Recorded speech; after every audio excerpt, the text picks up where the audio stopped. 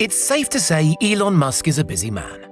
Between vanquishing the internal combustion engine, crashing rockets, boring tunnels under LA, and fending off the looming AI dystopia, the on-off richest man alive is, shall we say, an active sort. Yet believe it or not, he doesn't even have an office. How does he stay on top of his insane workload without one? Join us today as we gather round the water cooler for a sneaky chat about why Elon Musk doesn't have an office. Last year, Elon Musk was speaking to a gathering of chief executives and posed this rhetorical question. Are CEOs in corporate America focused enough on product improvement? I think the answer is no. But fear not, Elon Musk told the assembled worthies, because he has the answer.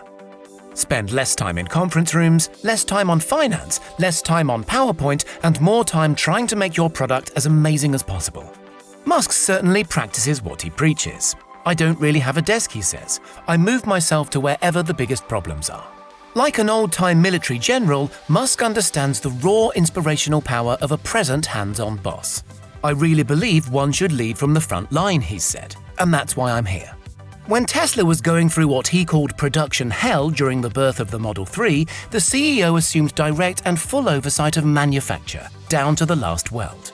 So even if he did have some lavish Mr. Burns-esque office to work out of, he'd spend vanishingly little time in it. I am personally on that production line, trying to solve problems, he said, during an especially tricky phase of Tesla development. We are working 7 days. I have personally been here on Zone 2 module line at 2 a.m. on a Sunday morning, helping diagnose robot calibration issues. No task is too menial. With this ferocious workload comes an expectation others will put their backs into it and pull random all-nighters, and he isn't afraid to tell shirkers that his is no 9-to-5 place of business. When Musk isn't wrangling with wayward machinery, he's supervising software rewrites or cajoling his battery team into teasing out ever greater efficiencies, in amongst the troops and seldom behind a desk. Staff that work directly with him need a thick skin and probably wish he did have an office so he'd go in there once in a while and get off their backs. Instead, he's a force of nature on the floor, berating anybody he reckons is shy of the mark, summarily dismissing any worker luckless enough to cross him on a bad day. Fellow tech giant Steve Jobs had a similar reputation. Indeed, it's reported Musk's junior managers sometimes warn new recruits to give the big boss a wide berth, lest he bark a question in their direction and be dissatisfied with the answer. Musk takes pride in his brisk style and is skeptical of hiring MBA types.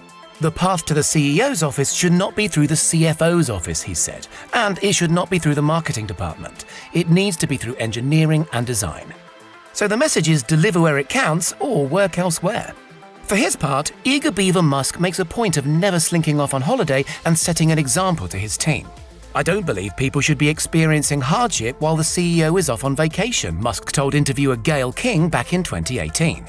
Obviously, he can't fix a malfunctioning factory robot from behind a desk. But even tasks you'd think make sense from an office, like crucial conference calls with rich, jittery investors, Musk prefers to take on the factory floor. He'll even catch a nap there from time to time. Absolutely, yeah, I'm sleeping on the factory floor, he said, during one especially dicey spell at Tesla. Not because I think that's a fun place to sleep, it's terrible because I don't have time to go home and shower.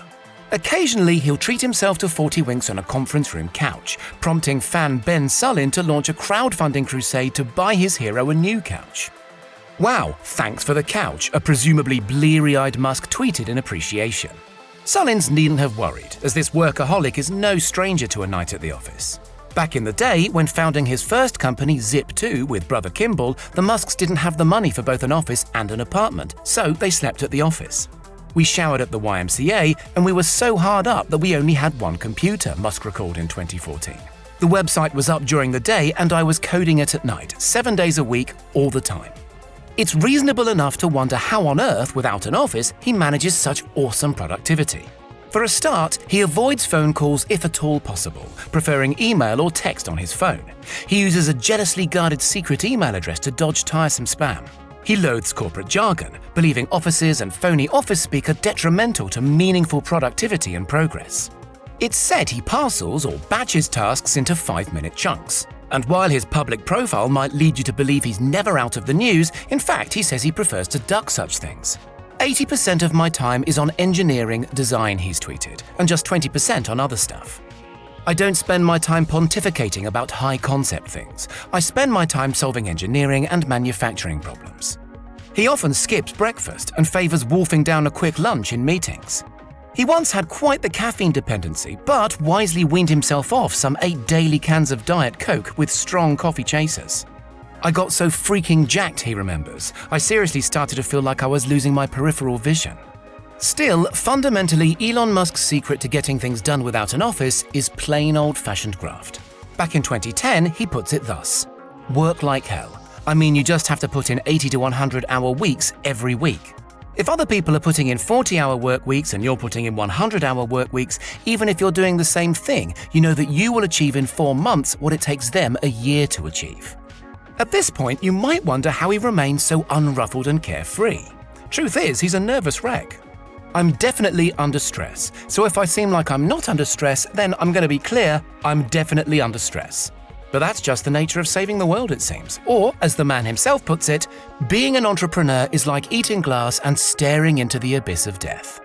What do you think? Is ditching traditional office structures the secret to getting things done? Let us know in the comments.